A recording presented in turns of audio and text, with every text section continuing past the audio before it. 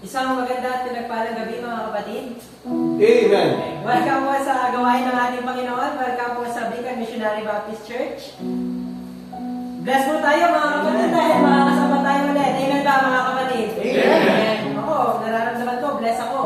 Dapat kayo din mga kapatid. Dahil muli, nandito po tayo sa bahay panambahan upang makapagbigay ng kapurihan sa ating Panginoon. Nasa kanyang biyaya mga kapatid, nagkaroon tayo ulit ng pagkakataon para sumamba, kaya dapat maramdaman yung bless kayo. Amen. Welcome rin po sa mga kapatid namin nakasama o nanonood ngayon sa YouTube, sa YouTube page namin sa Beacon Missionary Baptist Church. Welcome po kayo at iniimbitahan din po namin kayo na makasama namin kayo dito mismo sa ating panambahan upang makasama kayong sumamba. Mga kapatid, inaanyahan ko po kayong tumayo. At batiin niyo naman po inyong mga katabi ng isang magandang gabi. Magandang gabi po. Bago po tayo umawit, mga kapatid, inaanyahan ko po kayo na buksan po natin ang ating mga Biblia sa Psalms chapter 100, verse 1 to 5. Hanggang 5 yung verse yan, mga kapatid. Ang sabi po ng ating Panginoon, make a joyful noise unto the Lord, all ye lands. Serve the Lord with gladness. Come before His presence with singing. Know ye that the Lord, He is God. It is He that had made us, and not we ourselves. We are His people, and the sheep of His pasture. Enter into His gates with thanksgiving, and into His courts with praise. Be thankful unto Him, and bless His name.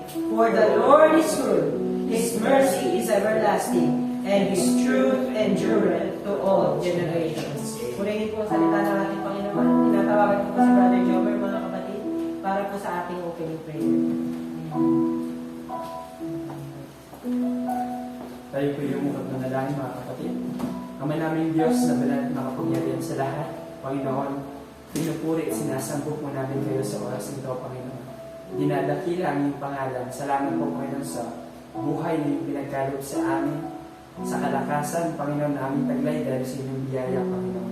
Maging, Panginoon, sa pag-iingat niyo na kami muli bilang inyong iglesia, Panginoon, ay makapagtipon sa inyong bahay panambahan, Panginoon. Ay dalangin ko po sa oras nito, Panginoon, sa bawat isa sa amin, Panginoon. Buksan niyo po ang aming mga puso at isipan, Panginoon. Dalangin ko po, Panginoon, na bawat salita, Panginoon, na aming sasabihin ngayon, dalangin ko po yung makapagbigay ng papuri sa inyo, Panginoon. Tulungan niyo po kami, Panginoon, na kami po yung makapagpuri sa Espiritu at sa katotohanan, Panginoon. Sa pamamagitan, Panginoon, ng inyong banal na Espiritu, Panginoon, dalangin ko po ng inyong gawain sa oras nito, Panginoon, ay magtagumpay, Panginoon. At dalangin ko po, Panginoon, kung siya maging sentro ng gawain ito. At amin din pinapanalangin ng mga instrumento inyong gagamitin sa oras nito, Panginoon. Dalangin ko po, Panginoon, ay ihanda niyo po sila, Panginoon. Ihanda niyo po ang kanilang puso at isipan upang sa gayon, Panginoon, ikaw lamang siya aming makita sa kanila, Panginoon. Mailig po nila ang inyong mga anak, Panginoon, sa pagpuri sa inyo, Panginoon. Lord, kami po lumalapit sa inyo, Panginoon. Papakumbaba, humingi po kami, Panginoon, ng tawad sa lahat po ng aming mga nagawang pagkukula at pagkakasala laban sa inyo, Panginoon. Dalangin ko po, Panginoon, na sa biyaya mo, Panginoon, ay tulungan niyo po kami, Panginoon, magkaroon ng isang isip, isang layunin sa oras nito na malaman ng inyong kalooban, Panginoon. Malulahati ka namin sa oras nito, Panginoon. At dinadalangin din po namin, Panginoon, na sa oras nito, sa aming mga kapatid na papunta pa lamang, ay ingatin niyo rin po sila upang sila po'y aming makasama sa pag-aaral ng mga salita po. Higit sa lahat, Panginoon, sa pagbibigay ng mga papuri sa inyo, Panginoon. Lord, kami po'y umaasa, Panginoon, sa inyong biyaya, sa inyong habag, Panginoon, na sa oras nito, Panginoon, ay wala kaming ibang sasambitin, Panginoon, kundi ikaw lamang, Panginoon. Wala kami ibang hahanapin, Panginoon, kundi ang iyong kalooban lamang sa oras nito, Panginoon. Kaya gabayin niyo po kami, Panginoon. Puspusin niyo kami ng Bilang Espiritu upang aming maunawa ng mga salita mo, Panginoon, sa lahat ang kalooban mo, Panginoon. Higit sa lahat, Panginoon, dalangin ko po na huwag niyo pong hayaan na magmatigas ang aming mga puso, Panginoon. Aming pong binibigay, Panginoon, mga bagay na aming alalahanin, Panginoon, at aming pinapanalangin, Panginoon, na tulungan niyo po kami, Panginoon, na makapag-focus na kilalanin, Panginoon, yung kalooban sa gabi ito, Panginoon. Huwag niyo hayaan na kami umuwi sa aming mga tahanan, Panginoon, na walang bitbit na mga aral namin natutunan sa inyong mga salita, Panginoon. Dalangin din po namin, Panginoon, ang inyong lingkod na magpapahayag ng inyong mga salita, Panginoon. Amin pong inilalapit sa inyo, Panginoon. Dalangin po namin na ikaw po ang siyang magpala sa kanya, Panginoon, ng karunungan, kaalaman, Panginoon, na at katapangan higit sa lahat na maisaad, Panginoon, may pangaral sa amin yung mga salita, Panginoon, ng puro, Panginoon, na may katotohanan, Panginoon, higit sa lahat, ayon sa inyong kalooban, Panginoon. At dalangin ko po ikaw ang siyang pumusig sa aming mga puso, Panginoon. Turuan niyo po kami, Panginoon, na palaging magpasakop sa inyo, Panginoon, magpaturo sa inyo, Panginoon. Huwag niyo hayaan na papagmatigasin namin ang aming mga puso sa inyong harapan, Panginoon, dahil alam po namin na hindi ito nakapagbibigay lugod sa inyo at hindi ito kaya-aya sa inyo, Panginoon. Tulungan po kami, Panginoon, na palagi magpakumbaba at dumepende palagi sa inyo, Panginoon. Dahil wala po kami kayang gawin kung kami po'y malayo sa inyo, Panginoon. Kung kahit kami po'y nagtitiwala, Panginoon, na sa oras nito, Panginoon, ay aming matutunan ng mga bagay patungkol sa inyo at isa natin maisagulo ito, Panginoon. Maraming salamat po, Panginoon. Pinupurit, sinasambok po namin kayo sa oras nito. Kailangan po sa aming dalangin sa Panginoon Jesus, na aming Panginoon Diyos na kapagligtas. Amen at amen. Dala po ba tayo magpuri, mga kapatid? Amen. Mga kapatid, meron po tayong nakakandang tatlong abitin para sa Panginoon. Sabay-sabay po natin ang abitin natin ang promises. Amen.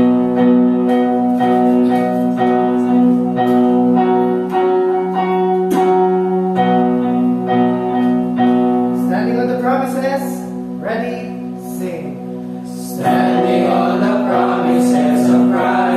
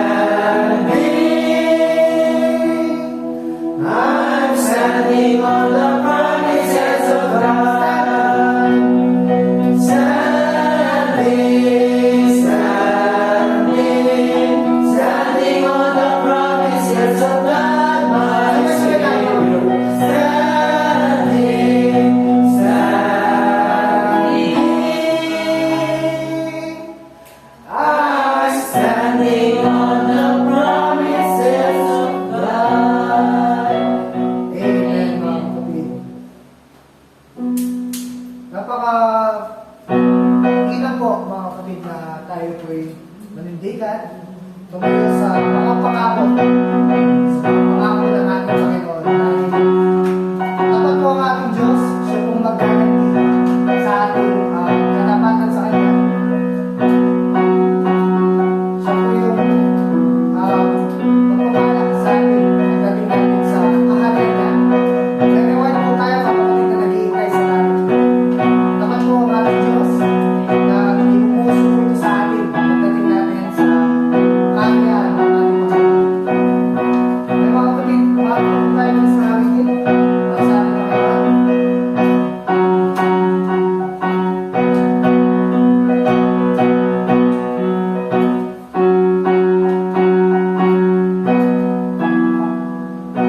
Sing the wondrous love of Jesus. Ready? Sing. Sing the wondrous love of Jesus. Sing His mercy and His grace. In the mansions bright and blessed, He'll prepare for us a place. When we all get to heaven, what a day of rejoicing that will be. When we all see Jesus, we'll sing and shout the victory. While we walk up pilgrim pathway, clouds will overspread the sky. But when traveling days are over, not a shadow, not a sign. When we all get to heaven, what a day of rejoicing that will be. When we all see Jesus, we'll sing and shout the victory. Let us then be true and faithful, trusting, serving every day. Just one glimpse of living glory, will the joys of life remain. When we all get to heaven, what a day of rejoicing that will be. When we all see Jesus, we'll sing and shout the victory. Onward to the prize before us, soon His beauty will behold. Soon the pearly gates will open, we shall tread the streets of gold. When we all get to heaven, what a day of rejoicing that will be. When we all see Jesus, we'll sing and shout the victory. When we all get to heaven, when we all get to heaven, what a day of rejoicing that will be. When we all see Jesus, we'll sing and shout the victory. Amen, mga kapatid. Sa pagpunta po natin sa area ng Diyos, tayo po sisigaw ng victory, mga kapatid. Ngayon po, minsan pa, ulitin po po natin. O, umawin pa po tayo para sa atin. Amen? Sa mga kapatid, umawin pa po kayo para sa ating Panginoon. Amen? Amen. Amen.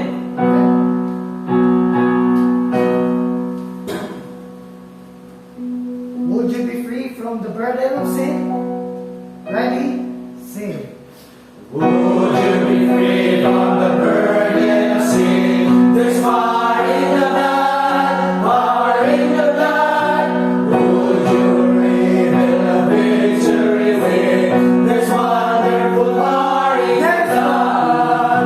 There is power, power, wonder-working power in the blood of the Lamb. There is power, power, wonder-working power in the precious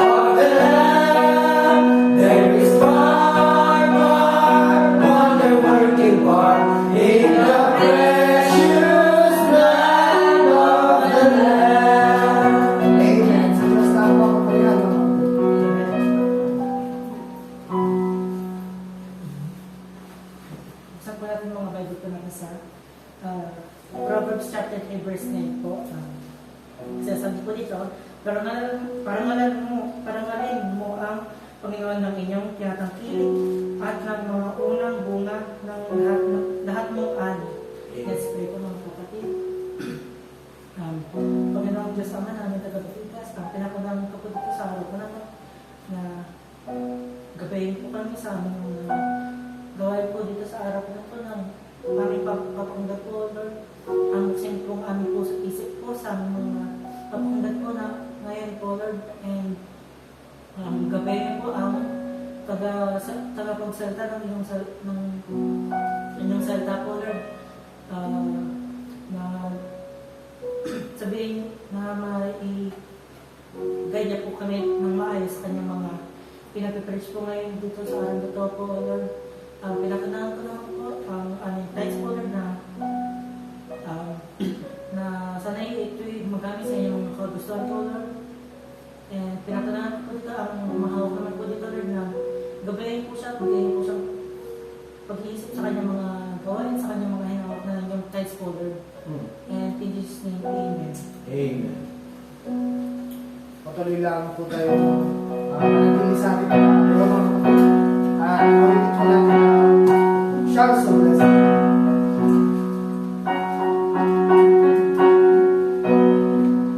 There shall be showers. Ready, sing. There shall be showers of blessing. This is the promise of love. There shall be seasons refreshing, sent from the Savior above. Showers of blessing, showers of blessings we need. Mercy drops from the sun falling, but for the showers we need. Showers of blessing, showers of blessings we need. Mercy drops from the sun falling, but for the showers we need. Yes, lang po ang purihan mga kapatid. Maaari na po tayo.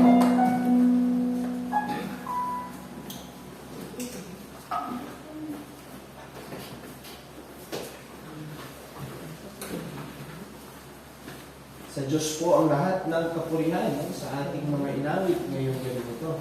Amen. Tayo po ay magbukas ng ating mga Biblia at sama-sama po nating pag-aralan ang salita ng Panginoon ngayong oras na ito, mga kapatid.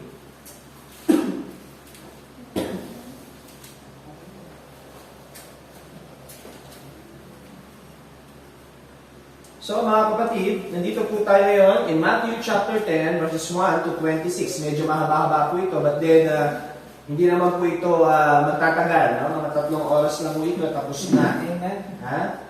Sige mga kapatid. Noong nakaraang Miyerkules po ay binigyan po tayo ng isang napakagandang mensahe ng ating kapatid at manggagawa sa Panginoon na si Pastor Jomer. Amen. Ha? Tungkol po sa Matthew chapter 9 verse 35 to 38, na kung saan mababasa po natin mga kapatid, sinasabi po dyan, no, yung pinaka-heart po nito is Jesus saw the crowd and He felt compassionate para po sa mga crowd na yun, and eventually at the end, in verse 37 to 38, the harvest is plentiful but the laborers are few, and therefore pray earnestly to the Lord. So, in-emphasize po, no, in-exhort o in-encourage po ni Brother Jomer ang church that evangelism is not a program or an activity, but the mission of the church. And that is good and that is clear, mga kapatid. Brother Jomer also emphasized to us, o in-emphasize po ni Brother Jomer sa atin, na hindi po tayo dapat naghihintay. Okay? But instead, mga kapatid, we must bring the gospel to the people. Katulad po ng ginawa ng ating Panginoon in verse 35, Jesus went throughout all the cities and villages, teaching what? Teaching in their synagogues and proclaiming the gospel of the kingdom. At ganoon din mga kapatid, pinaliwanag din sa ating Brother Jomer kung paano po ang ating Panginoon ay tumugon nang makita po niya ang kanyang sariling mga tao, kababayan, scattered and helpless like a sheep without without a shepherd. And at the same time, pinoint out din po ni Brother Jomer that the problem is not the harvest. Hindi po ang ani ang problema, bagkus mga kapatid, ang kakaunting manggagawa na nagpapakita, mga kapatid, ng kahalagahan, no, na sinabi po ni Brother Jomer, kung matatandaan po ninyo, no, in Galilee, there are at least 200 plus po, na cities and villages. Okay? So, napakarami sa isang probinsya pa lamang yun ng Israel, mga kapatid. So, tignan po ninyo yung mga tao doon sa loob ng 200 plus o approximately 200 plus na yun ng mga villages and cities. So, napakarami na pong tao doon. And yet, mga kapatid, nakikita po natin na nakita po ng ating Panginoon yun. Ang tugon po ng ating Panginoon, mga kapatid, is kinakailangan po ng mga manggagawa to bring the gospel to these people. Ang tugon po ng ating Panginoon is he felt compassionate. Nakaramdam po ng awa ang ating Panginoon. Why? Kasi nakita po niya yung kalalagayan spiritual ng kanyang sariling bayan. They are lost. They have religion but they don't have relationship with their God. No, mga kapatid. So they are wandering. Sila po ay naglalakbay parang sa isang disyerto na walang direksyon at walang gumagabay. And that is why, mga kapatid, Jesus intentionally, mga kapatid, na nakita po natin, said sa kanyang mga nakikinig, nakikita niyo yung mga tao na ito. They are lost, they are scattered. We need more laborers. Kailangan natin ng mga manggagawa. At sinabihan niya po ang iglesia, sinabihan niya po ang kanyang mga disciples, ano pong sabi niya? Pray. Manalangin kayo to send more laborers. And eventually, mga kapatid, ito po, kung titignan natin, after po nun, mababasa po natin yung Matthew chapter 10. At again, mga kapatid, I don't want you to, ayoko po kayong tignan ito na chronological. Kasi mga kapatid, may mga parallel story po ito. Okay? So for example, yung Matthew chapter 10, kung titignan niyo po yung Matthew chapter 10, ang parallel story po nito ay makikita natin in Mark chapter 3, verse 13 to 19, and Luke chapter 6, verse 12 to 16. Again, ganoon din in Matthew chapter 10, verse 5 to 15, makikita po natin yung parallel story na in Mark chapter 6, verse 7 to 13, and Luke chapter 9, verses 1 to 6. So those are the parallel stories, mga kapatid. And then in Matthew chapter 10, verse 17 to 25, makikita naman po natin yung warning, mga kapatid. And even Paul warned Timothy in 2 Timothy chapter 1, verse 3 to 12, about these wolves, okay, about these people. But again, mga kapatid, kung ano lang po ang aking share is verses 1 to 25. Ito po, mga kapatid. So, ready na po ba tayo? Amen. So, mga kapatid, huwag po tayo magpapalito kasi pag binasa niyo po yung mga parallel story nito, for example, mga kapatid, in Luke chapter 6, verse 12 to 16, after po pangalanan ng ating Panginoon yung kanyang mga disciples, mapapansin niyo na sumunod po doon yung pangalan niya ng Beatitude, which is, pagdating naman po dito sa Matthew, nauna po yun, nasa Matthew chapter 5 pa po yun. No? So, parang kung titignan ninyo, tatandaan po natin, mga kapatid, si Matthew, present niya po yung Sermon on the Mount in chapter 5 before he explicitly records yung pong mga pagbibigay niya ng pangalan sa kanyang mga disciples in Matthew chapter 10, verse 1 or verse 1 to 4. Ganun naman, mga kapatid, pagdating naman po sa aklat ni Luke, si Luke naman po, makikita natin doon, mga kapatid, na pinangalanan muna ng ating Panginoon yung kanyang 12 disciples bago po siya nangaral doon sa Sermon on the Mount in Luke chapter 6. So, hindi po yun mag-contradict, mga kapatid. Hindi po yun magkasalungat, kundi, mga kapatid, matitignan po natin when Jesus is preaching in the Sermon on the Mount, kasama niya na po yung mga disciples niya, mga kapatid. So, let's try to open our Bible, mga kapatid, so that magkaroon lang tayo ng ideya na po sa nangyayari na po pagdating dito. Anyway, mga kapatid, Luke chapter 6, verse 1, Luke chapter 6, verse 12 to 16. Sige po, mga kapatid. Luke chapter 6, basahin lang po natin ng mabilisan para po makita ninyo. Sabi na po dyan mga kapatid, in these days, he went out to the mountain to pray. And all night, he continued in prayer to God. And when day came, he called his disciples and chose from them 12, whom he named apostles. And then in Luke chapter 6, verse 20, mapapansin niyo po dyan na mag-start yung the Beatitudes po na ipinangalan ng ating Panginoon in Matthew chapter 5. So, kung titingnan po natin mga kapatid, they are already there listening to the Lord. Okay? Nakikinig na po sila, mga kapatid, sa ating Panginoon. And all the disciples of Jesus were called. Ibig sabihin, hindi lang po 12 ang disciples si Jesus. Marami na po siyang disciples. Okay? Marami na po siyang followers. Nasusundan po ninyo, mga kapatid.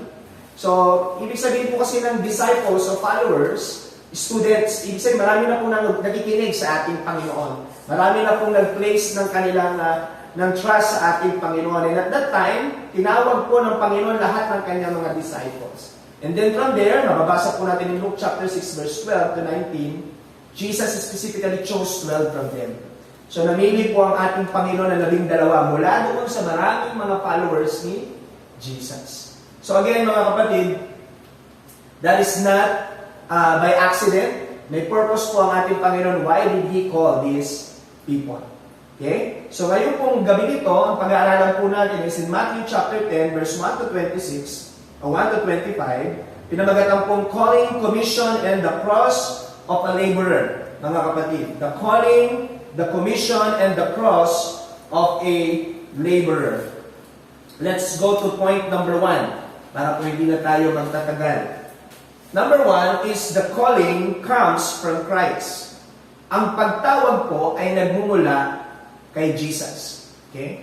The calling start from Christ. Pag sinabi po natin calling, mga kapatid, mababasa po natin in Matthew chapter 10, verse 1 to 4, and He called to Him His 12 disciples and gave them authority over unclean spirits to cast them out, to heal every disease and every affliction. Kita po natin, Jesus called. Kung babalikan din po natin, mga kapatid, yung Mark chapter 3, puntahan po natin yung Mark chapter 3, verse 19, verse 13 to 19, ano po nakasunod dyan? Verse 13, and He went up to the mountain and called to Him those whom He desired, and came to Him. And He appointed 12, whom He also named apostles, so that might be with Him, and He might send them out to preach, and have authority to cast out demons. He appointed the 12. Again, mga kapatid, the word called is there. In Luke chapter 6. Mga kapatid, in Luke chapter 6, binasa natin kanina, in these days, He went out to the mountain to pray.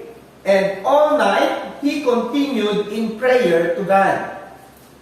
And when the day came, He called His disciples and chose from them 12, whom He named apostles. Again, mga kapatid, kung mapapansin po natin, yung pagtawa o yung calling para sa mga manggagawa ay kanino po nagmumula, mga kapatid? It is not from the person, it is not from the pastor, it is not from anyone else, kundi ang calling, mga kapatid, ay nagmumula po kay Christ.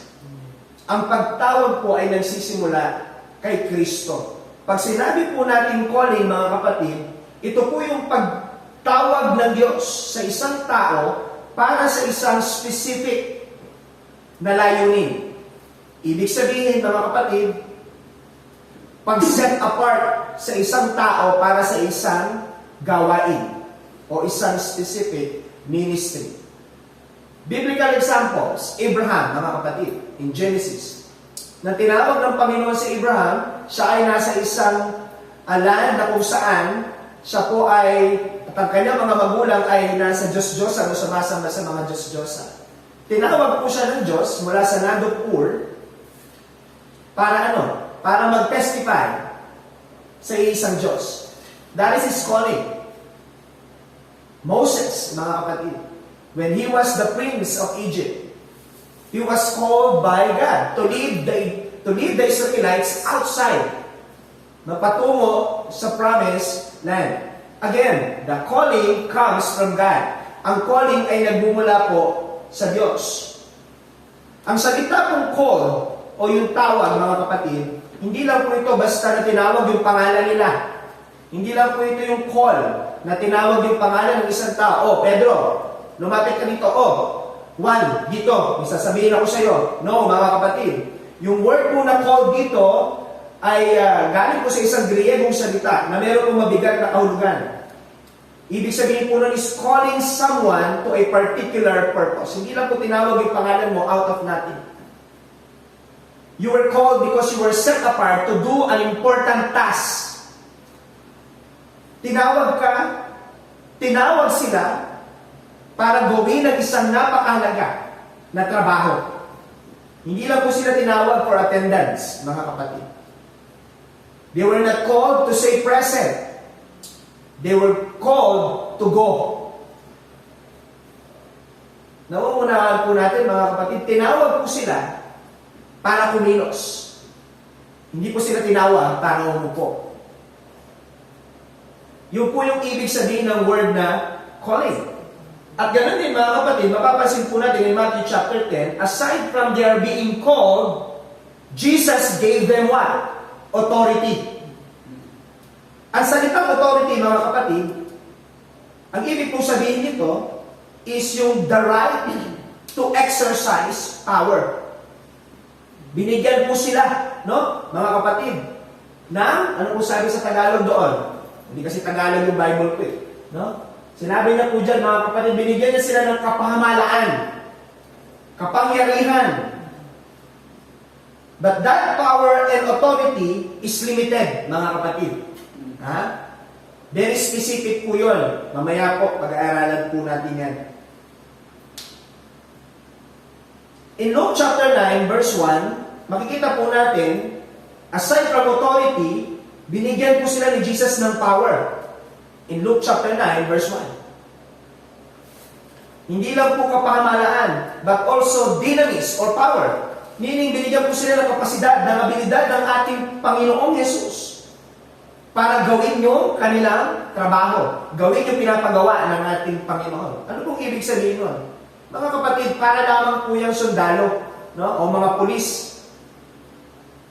Ang mga pulis po, sila po yung mga tinatawag nating authority. Meron po silang kapahamalaan. At yung kapahamalaan po na yun ay hindi po nanggaling sa kanila. Binigay po yun ng pamahalaan. Binigay po yun ng gobyerno. Na kapag may gulo, sila ang may kapangyarihan o kapahamalaan na ayusin at panatilihing matiwasay ang isang lugar. Ngayon, mga kapatid, binigyan din po sila ng kapangyarihan ng Estado. Na ano yun? Gawin ang lahat ng magagawa nila para mapanatili ang katahimikan. Ibig sabihin, mga kapatid, hindi lang sila binigyan ng authority para tumayo at umupo. Binigyan sila ng kapangyarihan para gawin kung ano yung dapat nilang gawin na pinapagawa sa kanila. Susundan po natin, mga kapatid. Hindi lang sila ginawang pulis at tatayo sila dyan, mga kapatid, na magsisimbolo sila ng kapangalaan. Kundi binigyan sila ng kapangyarihan na kapag may nakita silang mali, kailangan nilang tugisin. Kailangan nilang sawatahin. Yun po yung sinasabi natin, authority and power. Ang ginawa po ng ating Panginoon, tinawag sila. Binigyan sila ng authority. At the same time, binigyan po sila ng kapangyarihan. Kapangyarihan saan, mga kapatid? Specific po yung ibinigay ng Panginoon na kapangyarihan sa kanila. Ano po yun?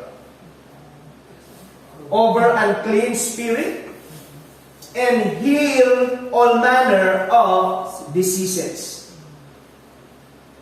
Yan po yung limit ng authority and power nila, mga kapatid. Nasusundan po ninyo, mga kapatid? Now, ang tanong, lahat ba ng followers ni Jesus ay merong authority and power kamukha po ng mga apostles na ito? Yun. So, kasi mga kapatid, sa panahon natin, marami po ang nag-claim, no? Na may taglay po nila ang kapangyarihan ng mga apostles na ito. Okay? Makikita po ninyo dyan, mga kapatid, in Luke chapter 9, even in Mark, makikita nyo po doon, mga kapatid, they were called apostles. Later on, tinawag po silang apostles.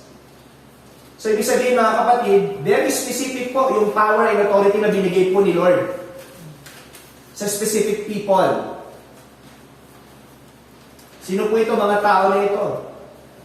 Ito po yung mga disciples si Jesus. Ito pong 12. So, mga kapatid, hindi po pwedeng i-claim ni Numan sa panahon natin ngayon that he is an apostle. Kasi isa po sa mga qualification para maging isa kang apostol ay dapat personal mong nakasama ang ating Panginoon. Or personal mong nakita at naturuan ka ng Panginoon. And at the same time, mga kapatid, kung titignan po natin, from giving the power and authority, limitado po yun. Dito lang po in context sa mga 12 disciples nito, ibinigay yung kapangyarihan at kapahamalaan na kinakailangan nila para ma-accomplish nila yung pinapagawa ng Panginoon sa kanila. So ano po ang point, mga kapatid? The point is this. Even Paul, even Saul, mga kapatid, when he is persecuting the church, nakita po natin, mga kapatid, kung paanong tumayo si Apostol Pablo o si Saulo nang pinapatay po si Stefano, no? Si Stephen. Nakita po natin, mga kapatid, kung paano po habulin ni Apostle Paul ang iglesia noon. And yet, in chapter 9, mga kapatid, Jesus showed himself to the Apostle Paul. Ipinakita po ng ating Panginoon ng kanyang sarili kay Apostol Saul o kay Apostol Pablo. Mga kapatid, this is one of the many illustration na makikita natin that Jesus calls, na tumatawag po ang ating Panginoon. Na ang pagtawag po ay nasa Panginoon. Again, mga kapatid, the focus here is not the power and authority because it's limited. Hindi po natin pwedeng i-claim, bilang mga followers pala ni Jesus, bilang mga disciples pala tayo ni Jesus, meron din tayong power over unclean spirits and meron tayong kapangyarihan magpagaling. No, mga kapatid, those are very limited to the apostles. We are not the apostles. Wala po tayo dito nung panahon na yun. Sila lang po 12 yun. So ano po ang gusto ituro sa atin ng Matthew? Ano po yung gusto ituro sa atin ni Matthew? Na ang pagtawag po ay nanggagaling sa Panginoon. At pag tinawag tayo ng Panginoon, mga kapatid, He will not leave us without anything. But then, mga kapatid, ano pong gagawin niya? He will equip us to His Word. Ano pong iniwan ng Panginoon sa atin? Yung kanyang salita. Yung Bible. So, calling comes from Jesus. Maliwanag po yun, mga kapatid, na ang pagtawag ay nagbumula sa ating Panginoon. So, pinangalanan po ng ating Panginoon in verse 2, lahat po ng kanyang mga apostles, these 12. So, hindi na po natin babasahin yung kanilang mga pangalan isa-isa. No po? Now, mga kapatid, ito po yung isa sa mga pinaka-importanting part. Kailangan maunawaan po natin bilang mga followers, bilang mga tagasunod ni Jesus, na you and I are called. Hindi man po tayo binigyan ng authority and power, mga kapatid, para over demons and over healing the illnesses sa labas, no? Pero tatandaan po natin, it is Jesus who called us to the gospel, through the proclamation of the gospel. Nang ipinangaral pong ebanghelyo ng ating Panginoon at narinig natin ito, sa pamamagitan po nun, mga kapatid, at sa udyok ng banal na Espiritu, tayo po ay nakundik sa ating mga puso. We are called by Christ to come. Tinawag po tayo ni Kristo. And we responded to the call, mga kapatid. Tumugon tayo doon sa pagtatawag ng ating Panginoon. But then, mga kapatid, yung pagtawag po na yun is not a calling alone. Again, mga kapatid, tulad po na sinasabi ko sa inyo, hindi po tinawag ng ating Panginoong Yesukristo itong 12 para maging display. They were not called to be a display at lagyan sila ng label that they are followers of Christ. Mga kapatid, they were called for a certain action. They were called for a certain ministry. They were called for a certain mission. Tinawag po sila kasi meron silang gagampanang importanteng bagay. Nasusundan po natin, that's the principle there. Tinawag ng Panginoon ang bawat isang mga tagasunod niya, hindi para walang gawin, kundi para meron gawin. Kaya nga, kung ang pagtawag ay nanggagaling sa Panginoon, kailangan po natin tandaan, pag sinabi natin, I am called by God, tulad po ng mga followers, disciples, and apostles, they were all called. You and I are also called, mga kapatid. But then, hindi pwedeng i-claim ng isang sinasabi niyang he was called, and yet, he is called. Ano yun? Anong ibig ko sabihin doon, mga kapatid? Hindi pwede yung isang tao, sinabi niyang tinawag siya, pero siya'y malamig. No? If you are called, mga kapatid, o tinawag, you must be, what? Ready. Amen? Amen. You must be ready. Alam niyo po yung mga sundalo, mga kapatid, pag sila po ay sinamon, ano po yung sinamon? Hindi po yung tinapay, ha? Cinnamon po yun. Ha? Pag sila po ay ipinatawag, call, hindi ba nila sabihin, pwede mamaya na lang? A soldier must always be ready. Kasi bakit, mga kapatid? Kasi naiintindihan ng isang soldier na kapag tinawag siya, ay merong importante at mahalaga siyang gagawin.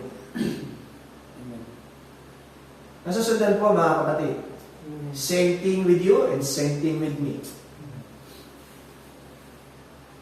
Mga kapatid, ano po yung gagawin?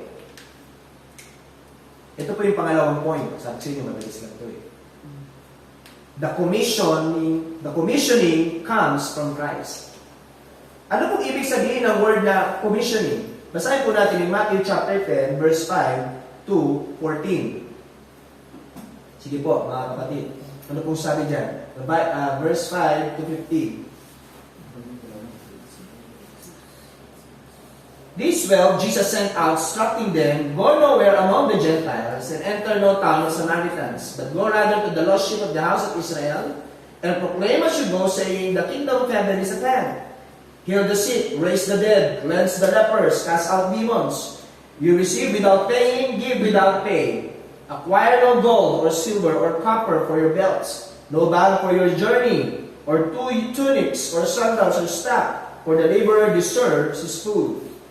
And whatever town or village you enter, find out who is worthy, and stay until you depart. Verse 12, as you enter the house, greet it. And if the house is worthy, let your peace come upon it. But if it's not worthy, let your peace return to you. And if anyone will not receive you or listen to your words, shake off the dust from your feet. When you leave that house or town, truly I say to you, it will be more bearable on the day of judgment for the land of Sodom and Gomorrah than for that town. Mga kapatid, in verses 5 to 15, makikita po natin yung commissioning na tinatawag. Ano po yung commissioning, mga kapatid? Pag sinabi po natin commission, it is an authoritative assignment or charge to carry out a specific task. Mga kapatid, kanina po, tinawag yung mga apostles. They are being called. Balikan po natin. Ano po yung ibig sabihin ng word na called? Ibig po sabihin ng called is God's appointment of a person. Ibig sabihin, they were asked, no? Na pumunta, na tumugon sa tawag ng Diyos. But the word commission, though they are somehow similar, mga kapatid, but they are not the same. Ito po yung authoritative assignment or charge to carry out specific tasks. Ibig sabihin, namili po ang ating Panginoon. Tinawag sila, Pedro. Tinawag po sila, no? Pedro, Andrew, James, John, Philip, Bartholomew, Thomas, Matthew, James, Thaddeus, Simon, and Judas. You will now be the 12 apostles. Kayo yung aking magiging 12 alagad. At binibigyan ko kayo ng kapamahalaan at kapangyarihan. Ano gagawin namin dito sa kapamahalaan at kapangyarihan namin? Ito ang gagawin ninyo. Ano yung gagawin nila, mga kapatid? You have to carry out this specific charge. You have to carry out this specific instruction. Kailangan nyo i-carry out itong mission na ito. May mission kayo ngayon. Kaya kayo binigyan ng authority, kaya kayo binigyan ng specific o binigyan ko kayo ng power kasi meron kayong gagawin at ito yung gagawin ninyo. And this is the commission, mga kapatid. And this is the mission. And this is the charge. This is the instruction. Mga kapatid, yung calling, sinasagot po ng calling, whom has God chosen and for what purpose? Sino ang tinawag ng Diyos at para saan? Yung po yung sinasagot ng calling. Ang commission, mga kapatid, ang sinasagot niya is what God authorized and sent this person to do. Ano ba yung pinapagawa ng Diyos sa tao na yan? Yun po ang commission. No? Ano ba ang pinapagawa ng Diyos sa atin? Ano ba ang pinapagawa ng Diyos sa taong tinawag niya? That is commission.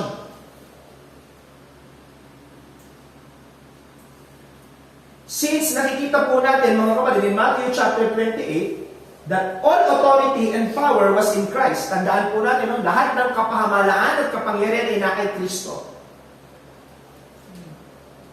So siya po ang may kakayahan, kapangyarihan na magpadala, magbigay ng instruction. Ano po yun, mga kapatid? Mula po sa binasa natin 5 to 15, makikita po natin na meron pong very specific na mission and instruction ang 12 apostol ng ating Panginoon. Ano po yun, mga kapatid?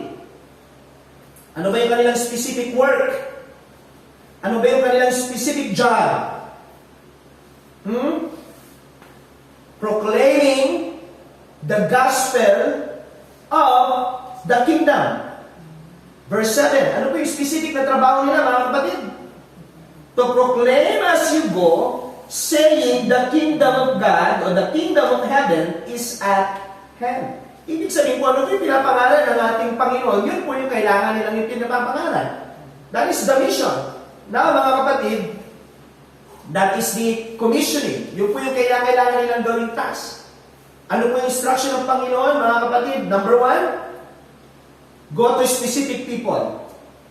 Hindi sinabi ng Panginoon na pumunta kayo sa kung saan yung gustong pumunta. Puntahan nyo kung sino yung taong gusto nyo puntahan. No. Christ instructed them to go to specific people. At sino po yung mga kapatid? In verse 5, Jesus sent out. Kaya mga missionary Baptist ito, mga kapatid. No? Kasi they were sent out. Missionaries sila eh. They were sent out. No? These 12, Jesus sent out. Ano sabi niya? Instructing them. Ano po ang instruction ni Jesus? Go nowhere among the Gentiles. Ang instruction po ng Panginoon, eh ano, huwag muna kayong pupunta sa mga hentil. And enter no town of what? Samaritans. Huwag muna kayong pupunta sa mga hentil, huwag muna kayong pupunta sa mga Samaritano. Okay? Napakasama naman pala ng Panginoon. Racist. Ayaw magpahayag ng kaligtasan sa mga Samaritano at saka sa mga hentil. Ganun ba ang ibig sabihin yan, mga kapatid? No.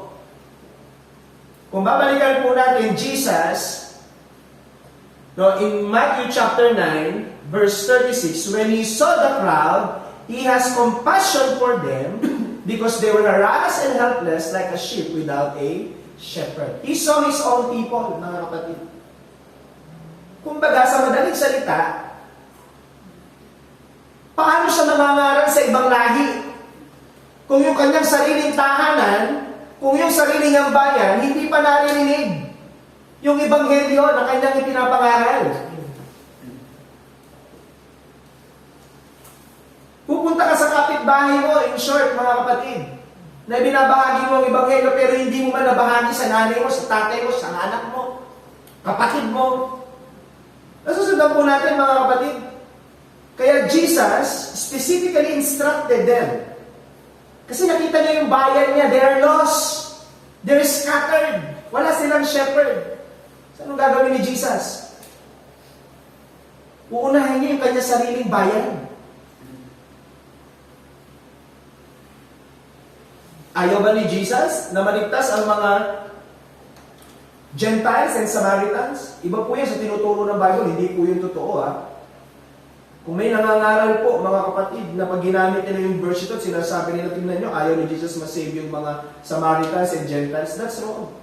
Bakit po natin nalaman? In Acts chapter 1, mga kapatid, verse 8, makikita natin doon. No? They will be witnesses in Judea, in Samaria. Nakita po ninyo? And even in Romans chapter 1, verse 16. First to the Jews, and then to the Gentiles. Sabi niya po, mga kapatid. So maliwanag, mga kapatid, na meron pong specific people na binigay na sila'y pupuntahan. Ang kailangan nilang unang bahagian ng salita, mga kapatid, ay yung bahay ng Israel. Ang kanilang mga sariling kababayan. Mga kapatid, anong principle niyan sa atin? Kung tayo tinawag ni Kristo, at doon sa pagkakatawag ni Kristo na yon, mga kapatid, ay meron tayong misyon na ipangaral ang Ebanghelyo. Tulad po ng sinabi sa Matthew chapter 28, no, na ibinig na sa iglesia, bawat isa sa atin ay bahagi ng iglesia. Yun ang challenge ngayon sa atin. Kung meron tayong kasama sa bahay na hindi pa nakakakilala sa Panginoon, nasabi mo na ba sa Kanya? I mean, mga kapatid, closer muna. Doon ka muna sa malapit sa iyo. Diba? Doon muna tayo sa malapit sa atin. Paano tayo lalayo kung yung mga nasa malapit sa atin, hindi natin nasishare ng Ebanghelyo natin? Kumbaga, mga kapatid, ang una nating mission ay yung mga malalapit sa buhay natin. Nasusundan po natin, mga kapatid. Tulad ng ating Panginoon, ang una niyang mission, yung kanyang sariling bayan. Kaya nga in John chapter 1, He came to His own, and His own received Him not. It's fine. Pastor, isa-share ko, hindi man nila tatanggapin. Sabi nga ni Brother Jonel, hindi po issue kung ano yung magiging respond nila. Ang issue, mga kapatid, is kung isa-share mo ba? Kasi yun ang totoo, mga kapatid. Wala sa iyo kung tatanggapin nila o hindi ang Ebanghelyo. Ang nasa iyo, isi-share mo. Amen? Pangalawa, mga kapatid, aside from specific people, they were instructed by Jesus with a specific message. Hindi po sila sinabi ni Jesus na, pumunta kayo sa bayan ng Israel, ipangaral ninyo kung paano yumaman. Yun ba? Ipangaral ninyo kung paano sila gagaling sa karamdaman. Ipangaral ninyo kung paano sila magiging matagumpay sa buhay. Ipangaral ninyo kung paano sila, no? Ganito yung gagawin nila sa buhay nila para umayos. No. Jesus instructed them with specific message. Ano po yung specific message na yon, mga kapatid? Tingnan po ninyo.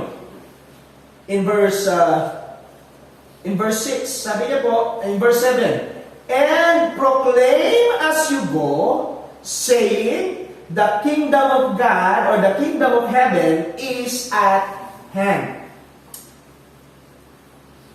Ano daw po yung message dapat nila na ipapangaral sa bayan ng Israel? Iisa lang. Clear. Ano po yun? Proclaiming the gospel of the kingdom.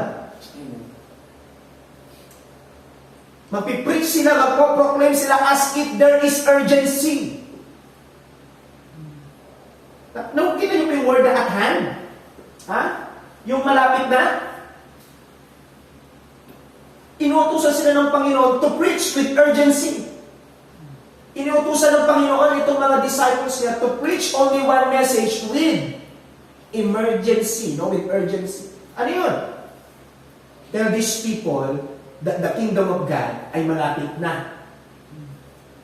In Luke chapter 9, mga kapatid, in Luke chapter 9, sa mga paalala ng story, in Luke chapter 9, verse 1 to 6, makikita po ninyo, mga kapatid, yung word na, basahin po natin, mga kapatid, so that we will be, sabi na po dyan, mga kapatid, They were sent them out to proclaim the kingdom of God, preaching the gospel in verse 6, and healing everywhere.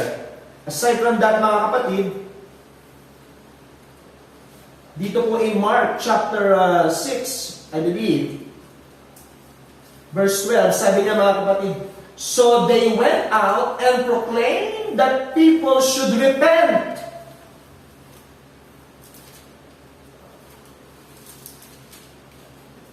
I hope nasundan niyo po yun, mga kapatid. No? In Mark chapter 6, verse 12. They have one message. And they preach it with urgency. Ano po yun, mga kapatid? Ang karya ng Diyos ay malapit na, they should have repent. Kailangan nilang magsisi at manampalataya sa ating Panginoon. That is the specific message, mga kapatid. Pangatlo, providing specific needs. They were not sent out by Jesus to provide for people financially. Hindi po sila isinugo ng ating Panginoon para magpautang. Hindi po sila isinugo ng ating Panginoon. Ano po? Para payamanin yung mga taong pupuntahan nila. They were sent by Christ for specific needs, to provide specific needs. Ano po yun, mga kapatid? Sabi na po dyan, verse 8, heal the sick, raise the dead, cleanse the lepers, and cast out demons. That is the specific needs. They were not called to provide food for the people. Hindi sila tinawag para magbigay ng pagkain. They were called for these specific needs. Masusundan po natin, mga kapatid.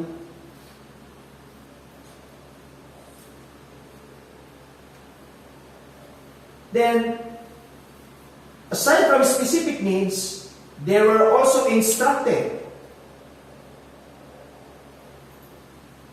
na maningil. Naniningil sila. For a specific cause. Magkano daw po yung kanilang sisingilin? Sabi ng Panginoon, wala. They were instructed specifically that it has no cause. Sabi na po in verse 9, mga kapatid, in verse 8, last part, you receive without paying and give without pay.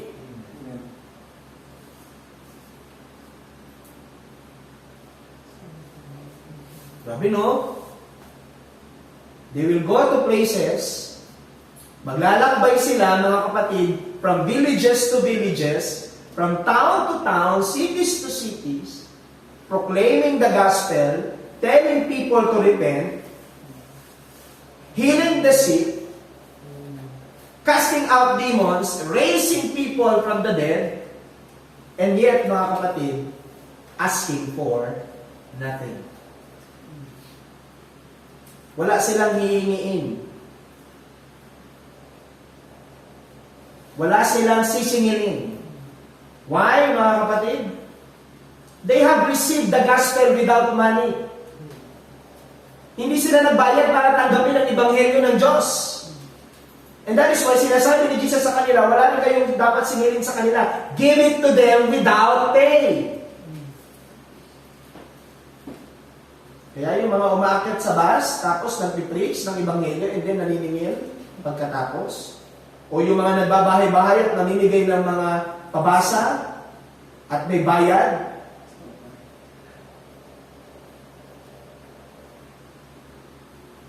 Kita po ninyo, mga kapatid, the gospel is free. Ano po? Libre ang ebanghelyo ng ating Panginoon. But then, mga kapatid, tingnan niyo po, mapapaisip ka, ang grabe naman. Paano sila kakain? Mga kapatid, Jesus instructed them that there will be a specific provision para sa kanila. Ano po yun, mga kapatid? Tignan po ninyo, verse Verse 9, acquire no gold or silver or copper for your belt. Sabi niya. Verse 10, no bag for your journey, or 2 tunics or sandals or staff, for the laborers deserve his food. Diba, huwag kayong mangingi ng ginto, huwag kayong mangingi ng pilak. Sabi niya, no bag for your journey. Ano pa sabi niya? Or 2 tunics or sandals or staff. Wala, kahit ano. Just who you are. No? Kayo yan. Yung disciples na yan. Yung damit ninyo, yan na yan. Go! Paano yan? Kasi kawawa naman sila. No, mga kapatid, because there is specific provision na inihanda ang Panginoon para sa kanila. Ano po yun? Verse 12, tingnan po ninyo mga kapatid. As you enter the house, greet it. And if the house is worthy, let your peace come upon it. But if it's not worthy, let your peace return to you. Ano po yung specific provision ni Lord sa kanila? The laborers, sabi na po dyan, for the laborer deserve his food.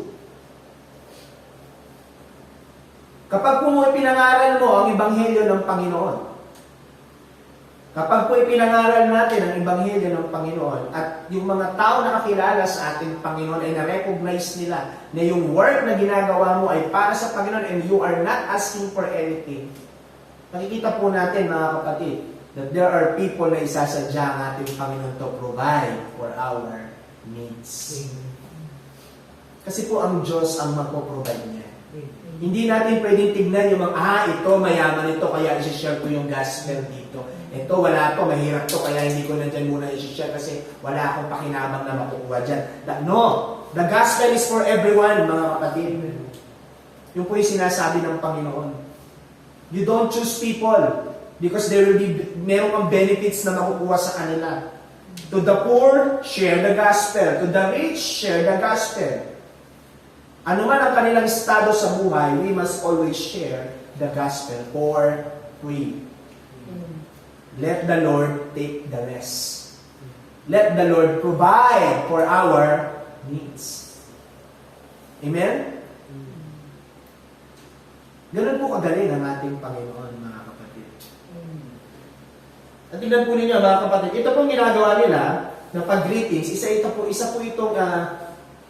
po itong practice na ginagawa ng mga strangers. Kasi po, sa mga panahon po na ito, mga kapatid, during the time na yung panahon po ng ating Panginoon, and before pa ang Panginoon, is delikado po sa mga, tawag dito, sa mga naglalakbay.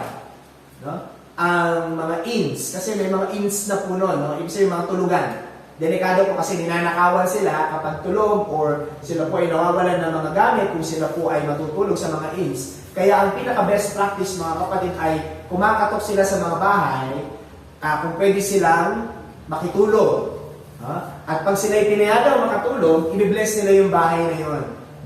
Ibig sabihin, yung tahanan na yun ay i-anoint nung mga strangers. Kung bagay, pag-pray nila na i-bless yung bahay na yun. Kasi sila ay inalaw na matulog, magpahinga, ng safe at ligtas, at provide kung ano man yung kailangan nila. Doon sa kanilang pangangailangan. So mga kapatid, sinasabi po ng Panginoon dito na kapag ang isang tahanan ay worthy, ibig sabihin, pagpasok mo pa lang, pag-greet mo pa lang, masaya sila, at in-accept ka nila, ano pong sabi ng Panginoon? Let your peace come upon it. O lalo na ito, mga apostles to. Ibig sabihin, mga kapatid, the presence of the Lord is with them. So, ang sino mang tumanggap sa kanila, ay parang tinanggap mo na rin ang Panginoon sa iyong tahanan. Ang sino mang maglingkod sa kanila, ay parang bagang pinaglingkuran mo na rin ang ating Panginoon. Kaya nga ang sabi po dyan, let your peace come upon it. So kapag yung tahanan na yun, in-entertain itong apostles ng ating Panginoon, yung peace ng ating Panginoon ay yung provision ng ating Panginoon at yung blessing ng ating Panginoon nasa tahanan na yun. But if that house reject, sabi po, mas mainam pa yung panahon ng Sodoma at Gomorrah. No? Ano pong ibig sabihin nun, mga kapatid? There is also a specific invitation, mga kapatid, no? Sa mga tao na ito. Kung titignan po ninyo in verse 14, if anyone will not receive you or listen to your words, shake off the dust from your feet when you leave that house and town. Kita po ninyo, mga kapatid, isa po sa mga practice nila na kapag sila ay, halimbawa, mga kapatid, nandun sila sa isang bayan o sa isang tahanan, pero hindi sila tinanggap. No, nireject po sila. Kasi, ang gagawin po nila is magpapakilala silang manggagawa ng ating Panginoon, nagpapahayag ng Ebanghelyo ni Kristo. So, kapag po tinanggap nila yung mensahe ng mga apostol at tinatuloy sila sa kanilang tahanan, nakikita po natin, let your peace be on that house. Okay? Pero kung titignan po natin, may invitation kasi sa kanila. That's an invitation. They have to speak the gospel of the kingdom. Kailangan nilang i-share yung gospel of the kingdom sa tahanan na yun. Ngayon, nasa tahanan na yun kung tatanggapin niya o hindi, yung mensahe ng mga apostol. So pag tinanggap nila, merong blessing. Merong peace. Pero kung wala, anong sabi ng Panginoon, mga kapatid? There is judgment. There is a specific judgment sa tahanan na iyon na hindi tatanggap ng mensahe ng ating Panginoon. Ano po yung judgment? Sabi po ng ating Panginoon, mas mainam pa yung panahon ng Sodoma at Gomora kaysa sa tahanan o bayan na yun. Masusundan po natin, mga kapatid. Those are the very specific instruction po na ginawa ng ating Panginoon. So in short, mga kapatid, what is the principle? The principle is simple. Bilang mga followers po ni Jesus on the present time, wala man tayong kapangyarihan to heal the sick. Wala man tayo, mga kapatid, na kapangyarihan to cast out demons, but then, mga kapatid, I believe that we are called, and we are called for a specific purpose. Ano po yun? Teach all nations. We are called for a specific, mga kapatid, message, with a specific message. Ano po yun? Romans chapter 1, verse 16. That Jesus died on the cross, rose from the dead after 3 days. And if anyone who believes in the Lord, confess in his mouth and believe in his heart that Jesus is Lord, thou shalt be saved. We must proclaim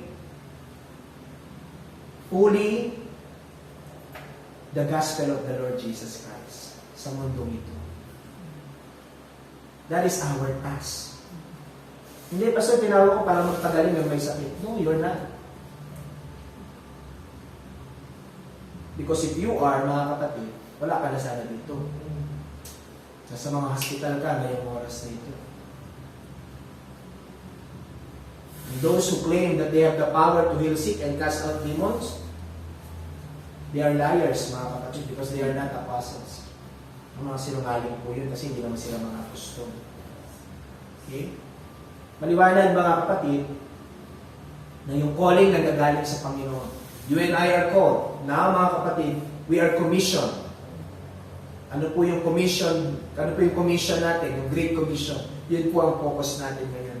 We are called to teach all nations, baptizing them in the name of the Father, the Son, the Holy Spirit. Ano pa, mga kapatid? Teaching them to observe all that I have commanded you. Yun po yung ating mission as the New Testament Church. Hindi natin kailangan ng office. Hindi mo kailangan ng office of a pastor. Hindi mo kailangan ng office of a deacon. Hindi mo kailangan ng office of the apostles para gawin yung Great Commission na iniwan ng Panginoon para sa kanyang church. Tulad po ng mga apostles na ito, o tulad po ng mga disciples ng ating Panginoon na nabasa natin, when they are called, they come to Him. Nung tinawag sila, lumapit sila. Ibig sabihin, mga kapatid, they are willing. They are ready. But then, mga kapatid, kung titignan natin, maybe, maganda sa pandinig, no? Na, tinawag ako ni Jesus, I was called by Christ. Ang ganda sa pandinig. Parang sa lahat ng mga tao, parang ikaw lang ang tinawag, no? Feeling mo, ikaw lang ang tinawag. I was called by Jesus. Alam mo ba that I was given the authority? No?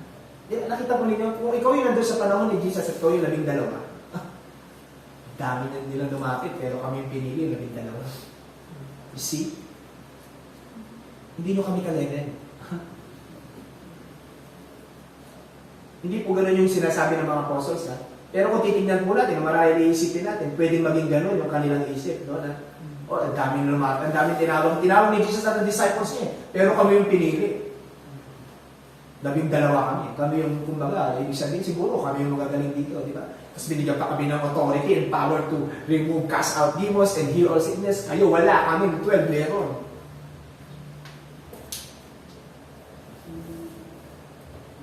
Pwede na lang isipin yan, mga kapatid.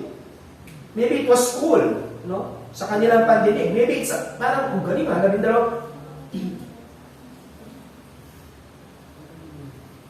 And that's the problem, mga kapatid. Hindi ko sinasabing ganun po yung iniisip ng mga disciples. No? And that's the problem with some people today. They are interested with power. Interesado sila sa kapangyarihan. Interesado sila sa kapahamalaan. Interesado sila doon sa kapangyarihan magpagaling, etc. Kaya sila lumalapit sa ating Panginoon. Hindi sila interested doon sa specific message. Hindi sila interested doon sa specific mission na ibinigay ng Panginoon. Saan sila interesado? Doon sa fame. Doon sa platform. Saan sila interesado? Power. Influence. Na magagamit nila yung pagkakataon na ito para makapaningil ng malaki. Magagamit nila yung pagkakataon na ito para makakulambat ng madami. That's the problem. And again, mga kapatid, kung titignan po ninyo, ito pong authority and power over unclean spirits and heal all kinds of diseases, somehow, mga kapatid, these are gifts by the Lord sa mga apostles na ito. Because they were called to do something. And somehow, mga kapatid, sabi ko kanina, dito na-attract yung mga tao kung bakit sila lumalapit kay Jesus. But then kung titignan po ninyo, mga kapatid, Matthew chapter 10 did not end in verse 15. It did not end on verse 15. Hindi po siya natapos doon. Jesus is not yet done. Ano sinasabi ni Jesus? You were called. You were chosen. 12. Among many disciples, you are 12 are chosen. And now I am giving you authority and power to do something. Ano yun? Preach this message, the kingdom of God. Preach repentance. Ask for nothing. Do this. And do that. Hindi po doon natapos. Kasi akala iba doon natapos na. Hindi po doon natapos. Ano po yung katuloy? Ano po yung katuloy? Again, we are called. The calling is from Christ. The commissioning is from Christ. Now, mga kapatid, doesn't end there. Dito po mapapasok yung cross. Comes after following Christ. Ito po yung hindi ibinibilang ng marami. Ito po yung pilit na inaalis ng marami. Na ang sino mang tinawag ng ating Panginoon, na sino mang inutusan ng ating Panginoon ipahayag ang Ebanghelyo, meron po siyang papasaning krus. This is the cost. Ito po yung cost. Ito po yung price to pay.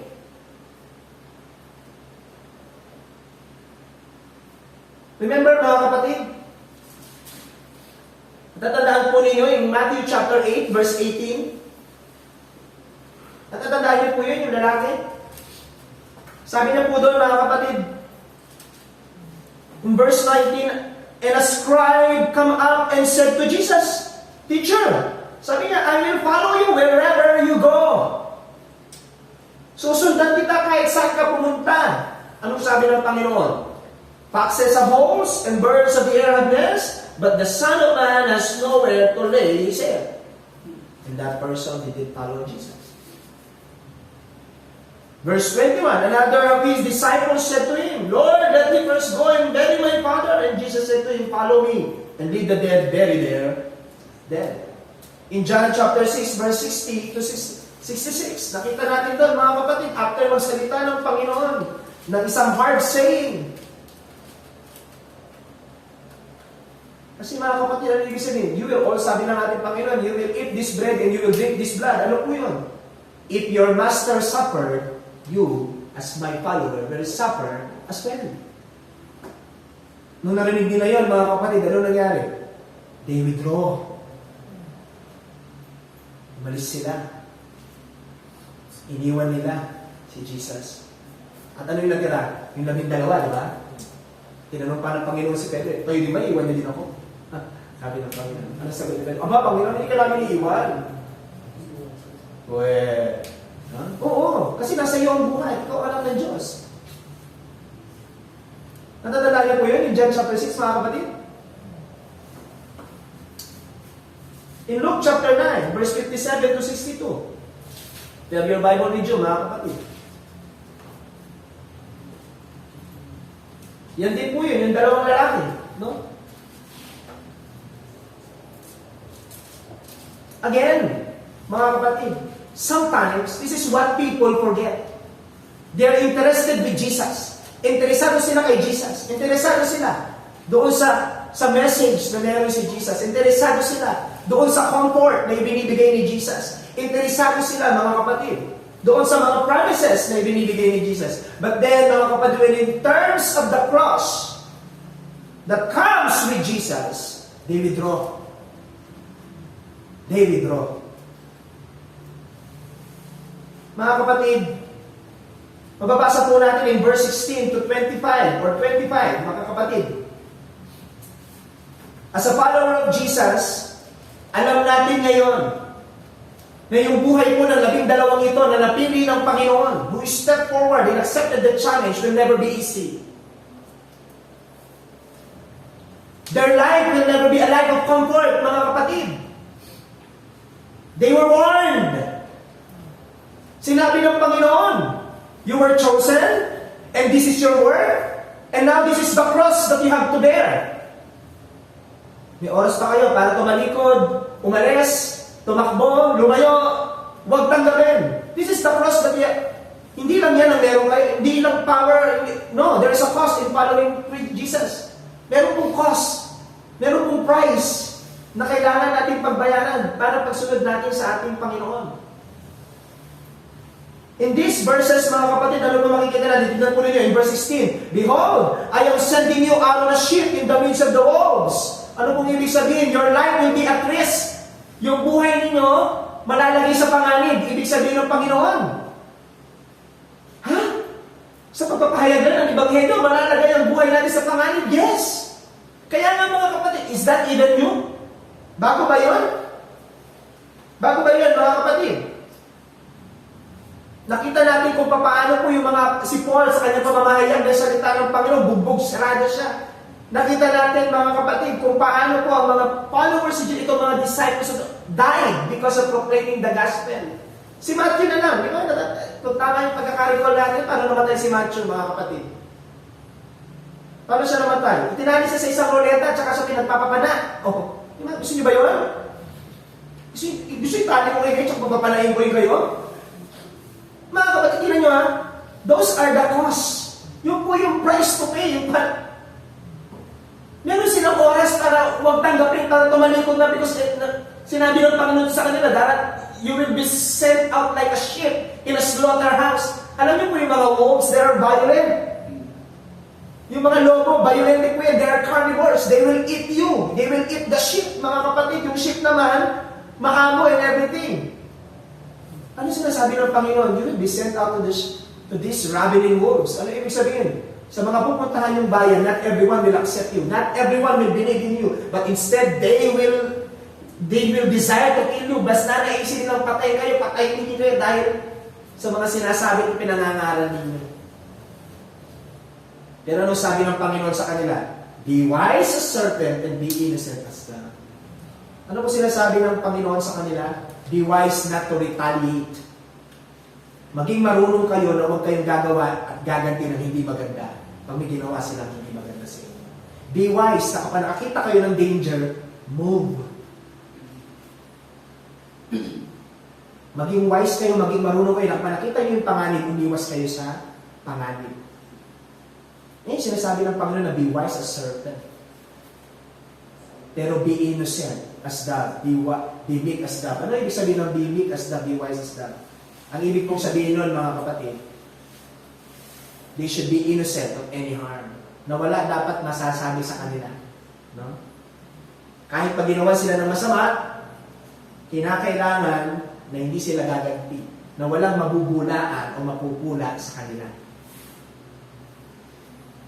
Verse 17, beware of men, for they will deliver you over the courts and found you in their synagogues. Ito nyo mga kapatid, ano sinasabi ni Jesus? You will be arrested because of the gospel.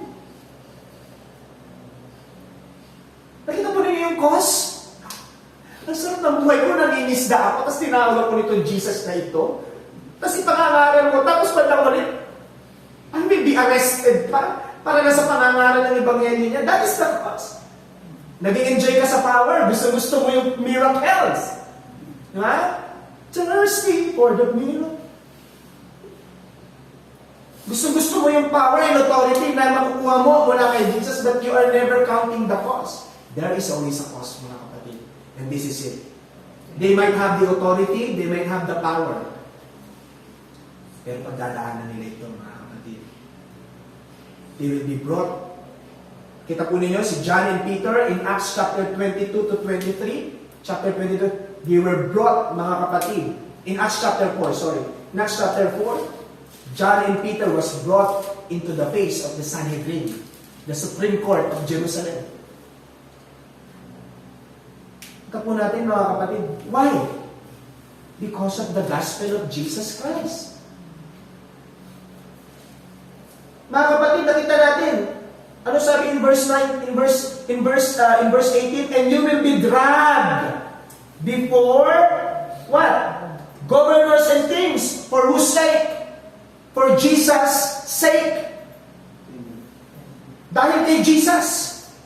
To bear witness before them and the Gentiles. Remember in Acts chapter 22, verse 23, na kung saan si Paul, mga kapatid, yung marap sa mga kings and governors, kay Felix, kay Festus, kay Agrippa. Remember that? Bakit siya hinarap doon? Because of Jesus. Because of preaching the gospel. Ang ganda ng buhay ni Apostol Pablo. Yung kailangan nilang gawin, ubusin ng mga Kristiyano. And yet, mga kapatid, when he encountered Jesus in Acts chapter 9, he was transformed. Totoong he no longer think of himself. Yung buhay na meron siya kay Jesus na kaya he's willing to die for Jesus. For Jesus' sake. Tuloy natin mga kapatid, verse 19, when they deliver you over, do not be anxious how you are to speak or what you are to say, for what you are to say will be given to you in that hour. For it is not you who speak, but the Spirit of the Father speaking through you. May tulong naman eh. Pero yung pain nandun pa rin, mga kapatid. Kung wisdom lang, ibibigay naman ng Diyos sa kanila. Di ba? But then, mga kapatid, yung physical pain, nadadanasin nila. Diba? Ano pa, mga kapatid? Verse 21, brother will deliver brother over to death, and the father his child, and children will rise against their parents, and have them put to death. Betrayal. No? They will experience betrayal. They will be betrayed, mga kapatid. Verse 22, and you will be hated. By what sake? By whose sake? By Jesus' sake. But the one who endures to the end will be saved. Ano pong ibig sabihin nun, mga kapatid? Yung mga susunod sa ating Panginoon, you will be hated. We will be hated because we are preaching the gospel of Christ. We will be hated because we will be asking people everywhere to repent. Kasi pangangaral natin sa lahat ng tao na magsisisi sila eh. And that will look like that they are what? Sinners.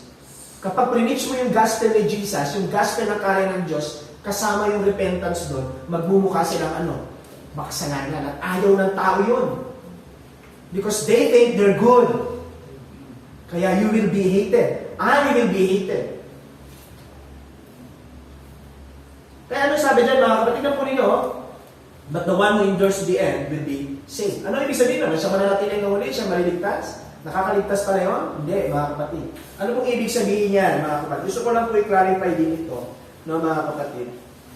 Ibig sabihin po, yung perseverance. Ito po, yung perseverance Or meaning, mga kapatid, perseverance is the evidence of being a true believer. Those who endure in times of persecution, sila ang mga mananatili, no, sa panahon ng persecution o ng pagsubok, mga kapatid. Those who endure in times of persecution showed by their perseverance that they are true believer. Ibig sabihin, yung kanilang pagtitiis sa gitna ng persecution ang nagpapatunay na sila ay mga tunay na mananampalataya. Kita niyo po, mga kapatid, ano pong ibig sabihin niyan? Kaya po yung mga scholar, yung mga apologists, pag tinatanong po sila, what made you think that the Bible is true? What made you think that Jesus really rose? Ano evidence mo bakit sinasabi mo si Jesus nagbuhay maguli mula sa mga patay? Because yung mga nakakita sa ating Panginoon, they are willing to die. Handa silang mamatay para sa isang bagay na yun. Kasi bakit? They have witnessed it themselves. Nakita nila si Jesus na bumangon mula sa mga patay. And that is why, mga kapatid, no one will endure it to the end if that is a lie. Wala. Kaya pinanghawakan nila yun hanggang kamatayan. Sa gitna man ng persecution na meron ang kinakaharap ng mga apostles na ito, no, they endured. No? Iba't ibang uri man yung kanilang kamatayan, they will be chop-chop yung katawan nila, pinugutan man sila ng ulo, pinanaman sila, pinahatak yung iba't ibang bahagi ng katawan nila sa kabayo na different direction. Ano man yung uri ng kanilang kamatayan, mga kapatid, they hold on to that truth because they know it's truth.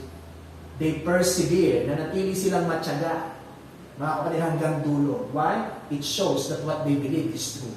It shows that what they have is true. It shows, mga kapatid, that they are saved.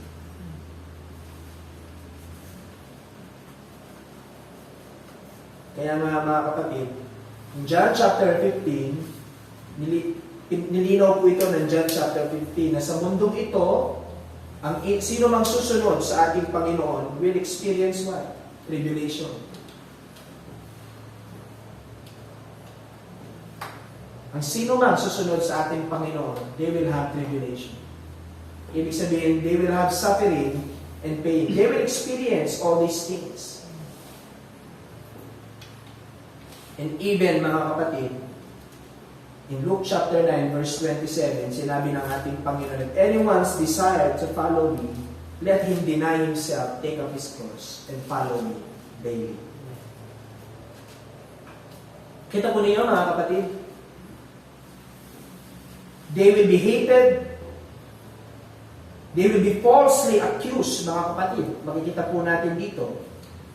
In verse 20, ituloy po natin in verse 23, sabi niya, mga kapatid, when they persecute you in one town, flee to the next. For truly I say to you, you will not have gone through all the towns of Israel before the Son of Man comes. Verse 24, a disciple is not above his teacher, nor a servant above his master. It is enough for the disciple to be like his teacher, and the servant like his master. If they have called the master of the house Beelzebul, how much more will they malign those of his household? If Jesus, no, kung tinawag nila si Jesus bilang Beelzebul, ano sa tingin mo? Ang nagbibigay sa karapatan, sabi ng Panginoon sa inyo, para tawagin kayong saints? They will not call you saints. They will call you names. Tatawagin nila kayo sa iba't ibang mga pangalan dahil sila'y galit sa akin.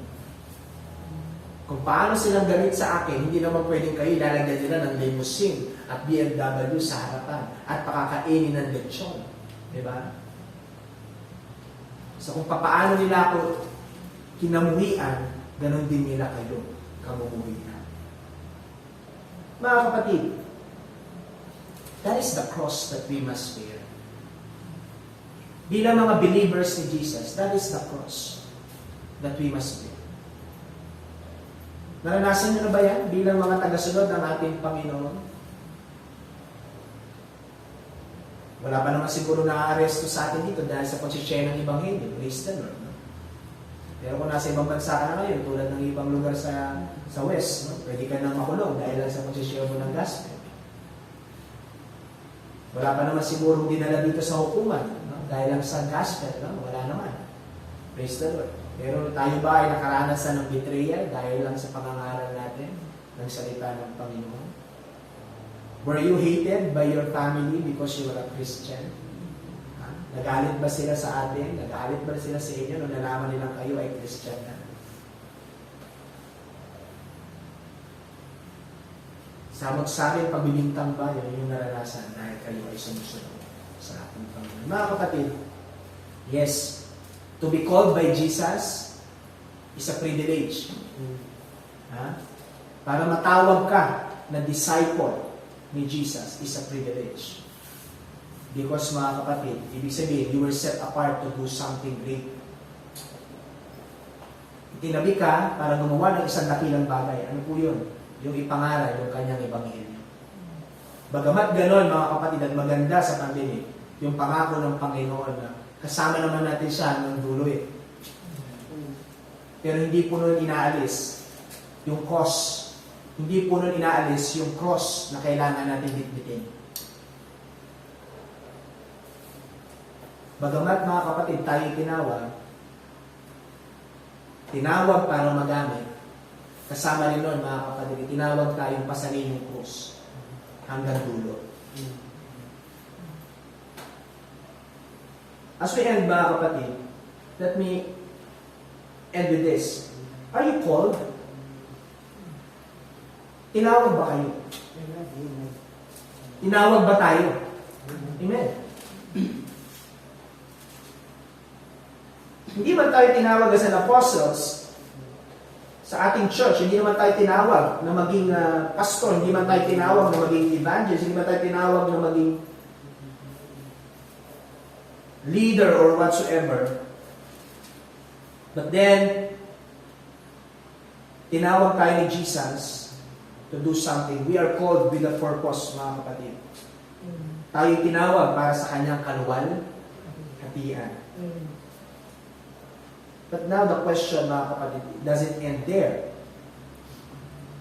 The next question is, are we ready to suffer for Jesus Christ's sake?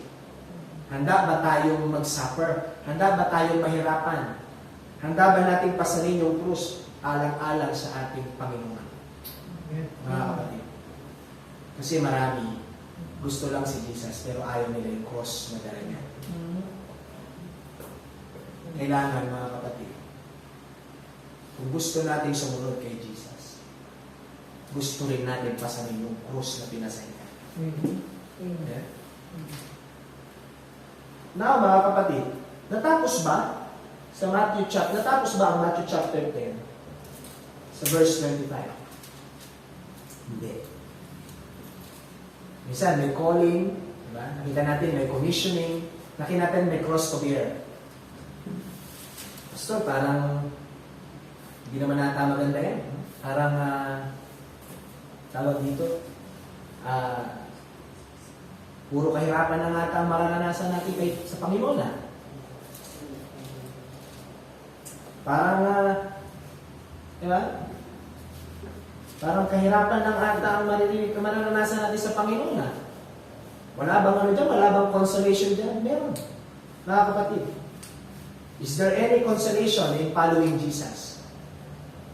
Meron bang consolation in carrying the cross? Meron bang naghihintay para sa mga taong sumunod? Meron bang naghihintay para sa mga taong tinawag ni Kristo na tumugon, sumunod at pinasal ang krus? Meron bang naghihintay para sa kanila? Meron, mga kapatid. Gusto niyo po malaman kung ano yun? Dito kayo sa next Wednesday. Tuturo sa inyo ni Brother Genesis kung ano yung consolation ng pagsunod. Tuturo po sa inyo ni Pastor Genesis kung ano po yung consolation ng pagsunod sa ating Panginoon. So if we are called, mga kapatid, then hold on to that calling. No? Panghawakan po natin yung sa tinawag ng Panginoon ngayon. Panghawakan po natin yung tawag ng Diyos na. Gawin po natin yung iniatang po sa atin ng Panginoon at trabaho doon sa calling na yun. At isabay po natin pasanin yung krus na yun na araw-araw. Amen? Amen. Kasi mga kapatid, no, hindi po nawawalan ng saysay ang ating ginagawa. Amen. Kaya kung gusto nyo malaman kung ano ang consolation natin sa pagsunod natin sa Panginoon, attend kayo ng next Wednesday. Tapos, pakinggan nyo si Pastor Delosis. Ngayon na daw, sabi ni Brother Michael. Ngayon na daw. So, mga kapatid. So, let us pray. Father God in heaven, marami pong salamat sa oras na ito na yung pinagdalob sa amin para mag-aral po ng inyong mga salita. Thank you, Lord, for reminding us that we are called for a specific purpose. And that is, Panginoon, to proclaim the gospel, to teach all nations that you, Jesus, the Son of God, died on the cross for the forgiveness of our sin, was buried, and after 3 days rose from the dead. To confirm the salvation na meron kami at para i-share, Panginoon, sa mundo ito. To share and preach, Panginoon, the truth of your word. At dalangin namin, Panginoon, tulungan po ninyo kami as you help these disciples. We may not have the power and authority like them, but Lord, we believe that you are indwelling us through the power of your Holy Spirit and kamukha po ng mga witnesses in Acts, Panginoon, you have given us the spirit, not of fear, Panginoon. But Lord, you have given us the boldness na kailangan namin para kami maging witness. That power, that authority, Panginoon, to share and to show the world how you change us, how you transform our life is enough, Panginoon, para po maibahagi namin ang salita ng Panginoon sa taas. And Lord, tulungan niyo din po kami that during the times that we share the word, there might be some rejections, there might be some persecution, there might be some things, Panginoon, na hindi magandang karanasan kami mararanasan. But then, Lord, comfort us. Alam namin, Panginoon, that that's part of the cross that we need to bear. And Lord, alam naman namin, Panginoon, as a follower of Jesus, kung kayo po ay kanilang pinahirapan, kung kayo po ay kanilang pinamuhian, we are not special, Panginoon, para hindi namin maranasan yun. We will also experience that because we are faithfully preaching and following and living according to your word. Panginoon, during those times, encourage us. Tulad po ng mga apostles mo, tulad po ni apostle ko. Encourage us, strengthen us, so that, Lord, we will endure, we will persevere until the day na magbabalik po kayo dito sa mundo ito. Maraming salamat po. In Jesus' name we pray. Amen and amen. Praise the Lord. Pulling po ang Panginoon.